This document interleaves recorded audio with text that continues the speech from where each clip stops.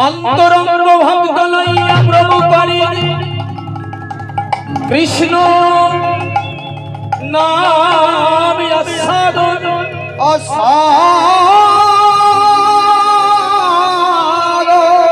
বহিরঙ্গ ভক্ত লইয়া প্রভু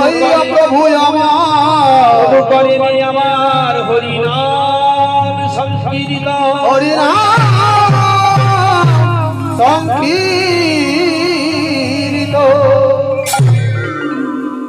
আজকে বহিরঙ্গ ভক্ত নিয়ে গৌর সুন্দর আমার বদনে কৃষ্ণ নামগুলো গান গাইতে গাইতে পথ বুঝে চলেছে।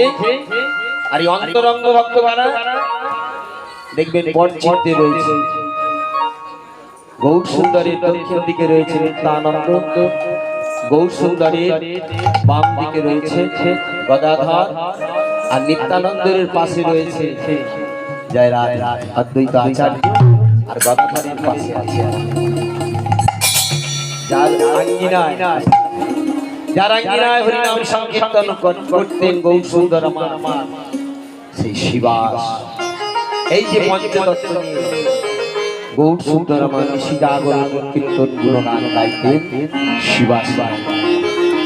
এরা হলো অন্তরঙ্গ ভক্ত। অন্তরঙ্গ ভক্ত লইয়া প্রভু করেন রস সাধন, বহিরঙ্গ ভক্ত লইয়া প্রভু করেন হরিনাম সাধন। হরি নাম সংকীর্তন। তাই আজ আমার গৌর সুন্দর ওই ভক্তগণকে নিয়ে বদনে কৃষ্ণ নাম গুণগান গাইতে গাইতে চলেছে। আর গৌর সুন্দর যখন চলেছে গোমা ওমা জয় রাধে আস্তে আস্তে, তাহলে গৌর সুন্দরের ভাবটা দর্শন করি ভাবাবিষ্ট বৈষ্ণব পদ কবি এক পাশে দাঁড়িয়ে করেন কত সুন্দর কথা বলছেন। জয় রাধে আস্তে আস্তে কত সুন্দর কথা বলছে দেখুন বৈষ্ণব পদ কবি। আহা নদিয়ার পথ মাঝে আমার সোনার গোলা নিচে যায়, নদিয়ার পথ মাঝে সোনার গোলা নিচে যায়। নদিয়ার পথ মাঝে সোনার গোলা নিচে যায়, নদিয়ার মাঝে গোলা পথ মাঝে নিচে যায়। নদিয়ার পথ মাঝে সোনার গোলা নিচে যায়, নদিয়ার পথ মাঝে সোনার গোলা নিচে যায়।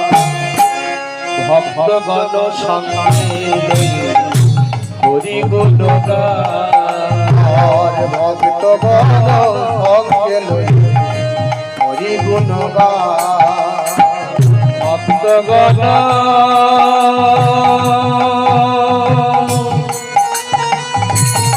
সঙ্গে লইয়া হরি গুণগান, ভক্তগণ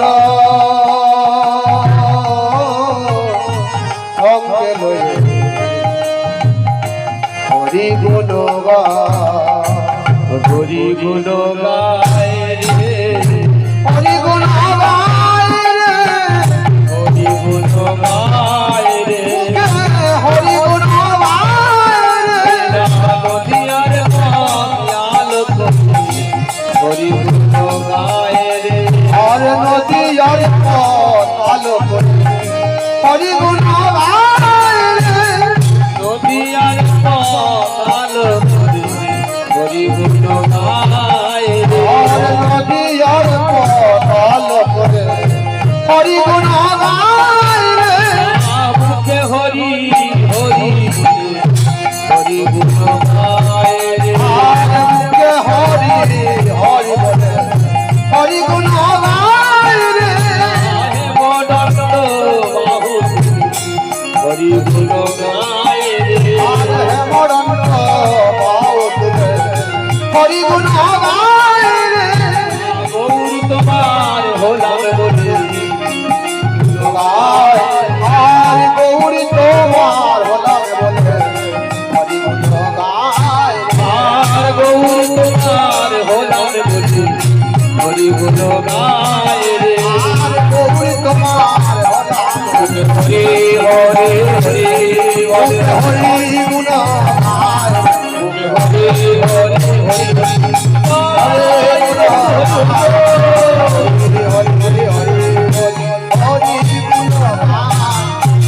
হরি গুণ গায় রে হরি গুণ গায় রে গৌর সুন্দর যখন ভক্তগণদের নিয়ে এইভাবে কৃষ্ণ নাম গুণগান গাইতে গাইতে চলেছেন মা জয় রাধে এক ভক্ত এসে গৌর সুন্দরের পথ আগুলে দাঁড়িয়েছে। আসার পথে এক ভক্ত গৌর সুন্দরের পথ আগুলে এসে দাঁড়িয়েছে। কে তুমি কে তুমি আবার এইভাবে পথে অভ্যাসে তুমি দাঁড়িয়েছো বলো কে তুমি কি তোমার অভিলাষ কি তোমার অভিলাষ যখন গৌর সুন্দরের কথা বলে দাঁড়িয়েছে তখন একটা মনের অভিলাষ অভিলাষ তাহলে ভক্তের অভিলাষ নেই দুরকম ভক্ত আছে এখানে বহু ভক্ত এসেছে কিন্তু তার মধ্যে বৈষ্ণব পদকবি বললেন দুরকম ভক্ত অনেকে দেখবেন বলে আমি ভাত খেতে ভালোবাসি আমি ভাত খেতে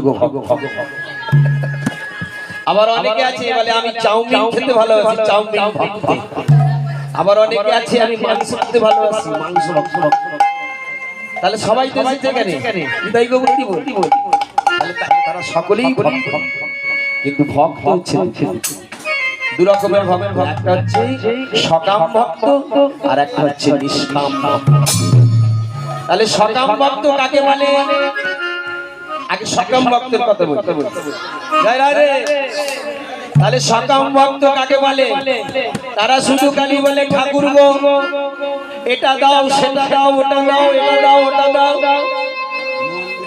কেমন জানেন একদিন মায়ের কাছে এক মা প্রার্থনা করছে মা কালীর কাছে প্রার্থনা করছে দেখবেন মা কালীর চারটে হাত তো একটা হাতে এইভাবে আছে একটা হাতে এইভাবে কেন এইভাবে তো রয়েছে কেন একটা হাত বল তুই কি চাস মা বলছে বল তুই কি চাস যা চাইবি তোকে আমি তাই দেব একটা হাতে বরদান এই যে বরদান বল বল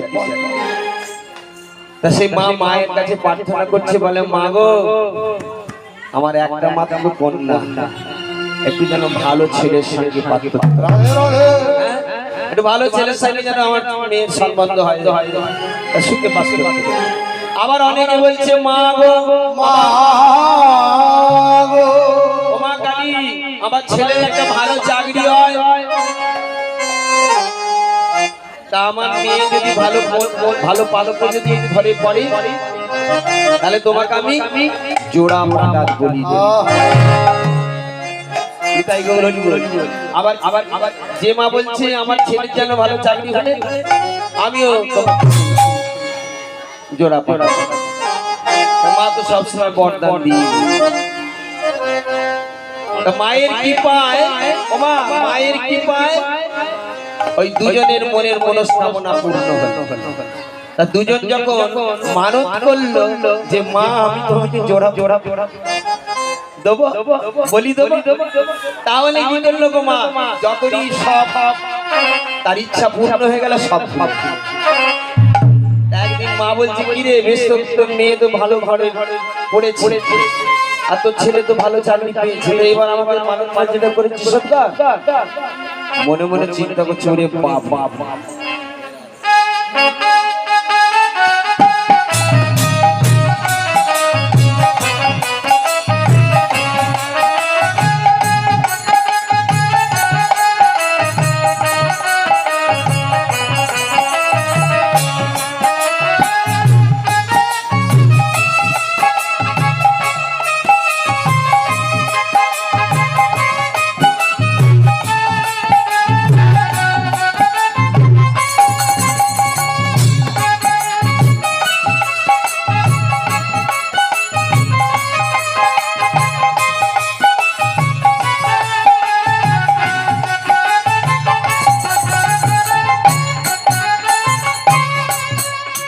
মা বলছে আরে মনে মনে চিন্তা করছে, বলে ওরে বাবা ওই দুটো ওই জিনিস কিনতে গেলে 20,000 টাকা দাম, এত পয়সা করতে পাবো? ও মা বলেছিলাম কিন্তু এখন অর্থনৈতিকের অবস্থা খারাপ আছে, তা তোমাকে আমি দুটো পায়রা দেব। মা বললো তাই বেশ, দুটো পায়রা দিস। বেশ বেশ দিন কেটে গেল, বলে দুটো পায়রা তুমি বলে কি হলো? বলে মা পায়রা খুঁজে পাচ্ছি না, তা তোমাকে আমি দুটো ফড়ি দেবো। বলে দুটো ফড়ি তাই দিস।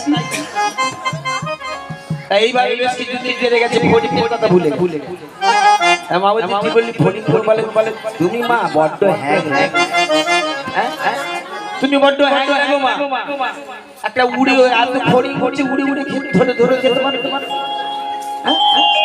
বলে তো বললি এটা দেবো সেটা দেবো, লাস্টে একটা দুটো ফড়ি দেবেন। তাই এই হচ্ছে সকাম আর নিষ্কাম ভক্ত কারা? যারা কেবল বলছে হে গোবিন্দ, হে গোবিন্দ, আমার যা কিছু আছে সবই আমি তোমার চরণে অর্পণ করেছি, তোমার চরণে অর্পণ করেছি। আমার বলতে আর কিছুই না। রাধে রাধে। হে গোবিন্দ, হে গোবিন্দ, যেন জন্ম তোমার নামে গুণগান বদনে জন বলিতে পারি। হে গোবিন্দ, তোমার কাছে আর আমি কিছু চাই না, যা কিছু আমার যা কিছু আছে আমি তোমার চরণে সঁপে দিয়েছি।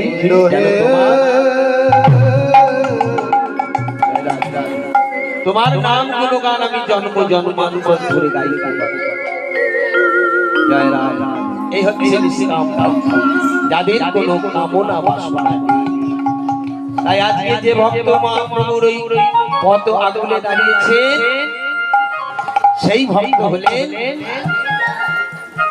ওই নবদ্বীপে একনিষ্ঠ ভক্ত, নাম তার হলো রামচন্দ্র প্রভু। আরে হেন কালে আইলেন, আরে হ্যালো কালে আইলেন রামচন্দ্র পুরী। হ্যালো কালে আইলেন ওই রামচন্দ্র পুরী। হেন কালে আইলেন, হ্যালো কালে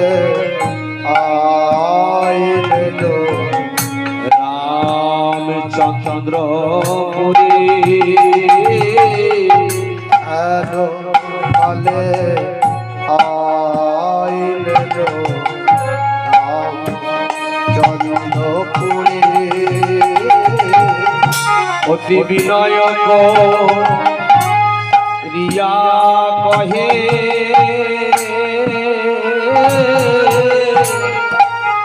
বলে শোন গৌর হরি। বিনায়ক রিয়া বলে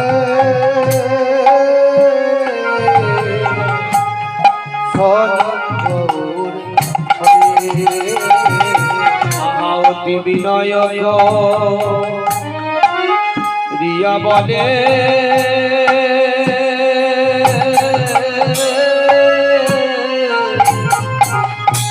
শোন গৌর হরি।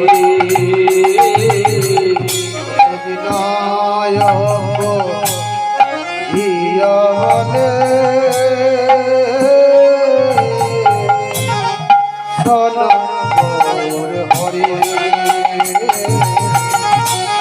ওমা কেমন বলছেন দেখুন, বিনয় করে অনুনয় বিনয় করে বলে শোন সচির নন্দ, শোন সচির নন্দ,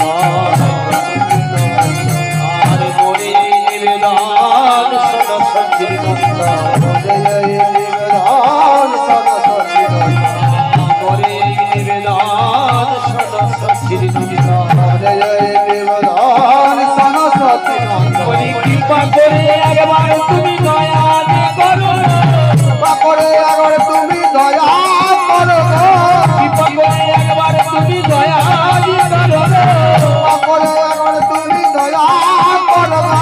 করে আমার আরাধ্য দেবতা দয়া করো বলে কই আমার সচিদানন্দ দয়া করো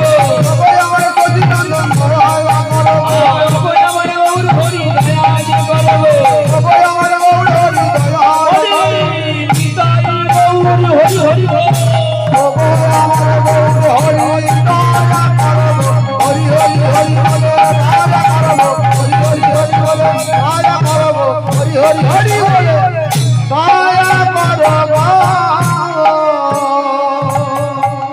এমনই দয়াল ঠাকুর প্রতিটি পাবন গৌর হরি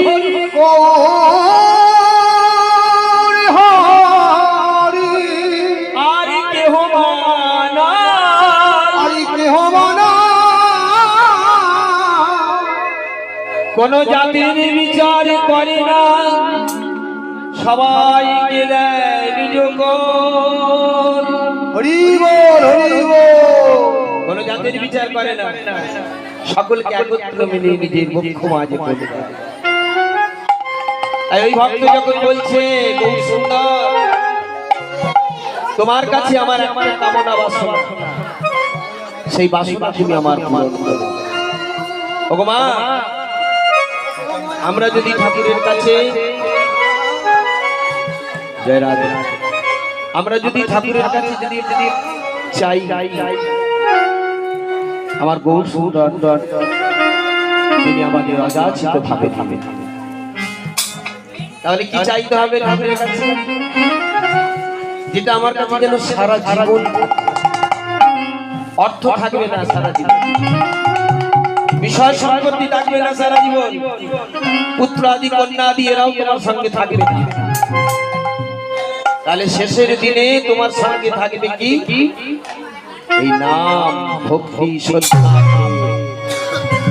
এই তোমার সঙ্গে থাকবে জয় রাধে তাই এইবারে ওই ভক্তের মনের বাসনাটা প্রকাশ করছে কি বলছেন দেখুন দুগ্ধ পুরনো গাবি মন আপনি দহন করি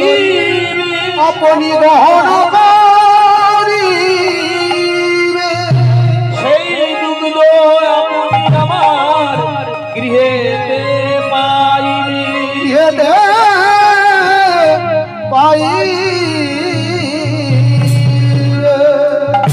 দুগ্ধ পূর্ণ গাবি মোর দহন করিবে সেই দুগ্ধ আপনি আমার গৃহেতে পাই মহাপ্রভুকে বলছেন হে প্রভু আমার গৃহে আছে দুগ্ধ পূর্ণ গাভী সেই গাভীকে আপনি দহন করবেন আর ওই গাভীকে দহন করে আপনি সেই দুগ্ধ আমার গৃহে পান চলুন চলুন ভক্ত বাৎসল্য ভগবান আমার কি করলেন ভক্ত বাৎসল্য ভগবান আমার কি করলেন ভক্তের মনোবাসনা পূরণ করার জন্য চললেন ভক্তের গৃহে রাধে রাধে রাধে রাধে যখন ভক্তের গৃহে এসে মহাপ্রভু আমার ভাবাবেশী মহাপ্রভু গাবি করিলা দহন বাসুদেব ঘোষ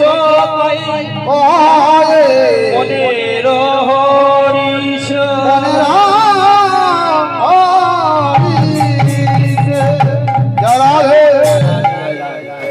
বাসুদেব ঘোষ এই পদ রচনা করলেন আজকে যে লীলাটি আমরা আস্বাদন করব সেটি হলো বৃন্দাবন লীলা ওমা আশেপাশে আপনারা শুনেছেন কিনা জানি না তবে আপনাদের দিকটা মনে হচ্ছে আপনারা শোনেন নেই পালা আজকে যে লীলাটি গাইব এটা হচ্ছে কৃষ্ণ লীলা এই লীলাটির নাম ভগবান শ্রীকৃষ্ণের গাবি দহন লীলা কেন বলছে গাবি দহন লীলা এই গাভী দহন লীলা শ্রবণ করলে বুঝতে পারবে যে গৃহে বসেও হরিনাম সংকীর্তন করা যায়। অনেক প্রতিকূলতা আছে গৃহের মধ্যে, সংসারের মধ্যে অনেক প্রতিকূলতা আছে। প্রতিকূলতা মানে অনেক বাধা বিঘ্ন আছে। আপনি গলায় মালা নিয়ে স্বরূপ করে করতাল বাজিয়ে গোপাল বিগ্রহ বা গোপালের পটচিত্রের কাছে সেবা দিয়ে